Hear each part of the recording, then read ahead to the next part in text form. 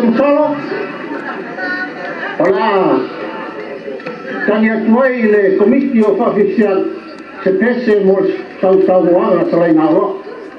Ia usu se pese lei ma tangi atuai foi e malava o mai San Francisco o Seattle o LA, San Diego, me malava nai oi Amerika ia o tatu sino nei. Alofa foi mai le kina o le tua. Aua nei e saute a e mui sina se leni a mai. Ai saute a molo mori e o na ngale o tata ulaga I lumo o nalo.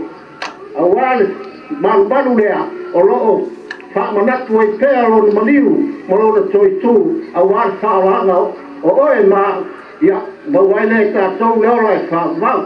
Ta mai se pese o leo la sa sodoa alo fa mai sina se leni vol mato siva ma o te manatu o le toi siva fo I leo le tato was ia a mato fa fisiaga lea ia faili ta mai se pese le lei fa mulmole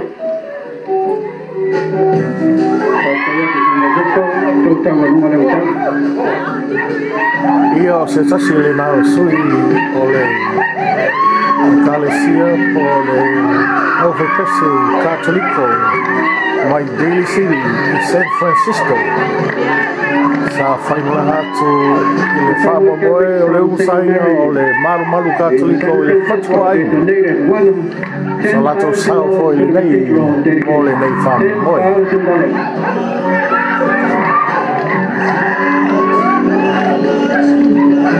They also donated $1,000 for these things. Rapinale, Taurunga. The previous group, Little Dwayne Lions, Sacred Hearts, donated $5,000. Plus $1,000 for their thanks.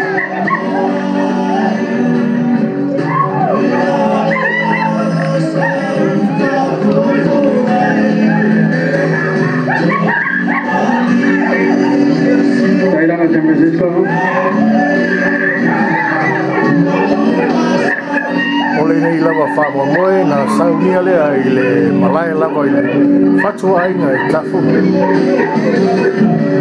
Meo roa fioai le fionga ia Monsignoro Puini.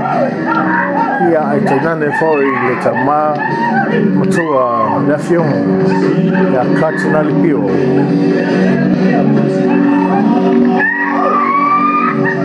Bravo.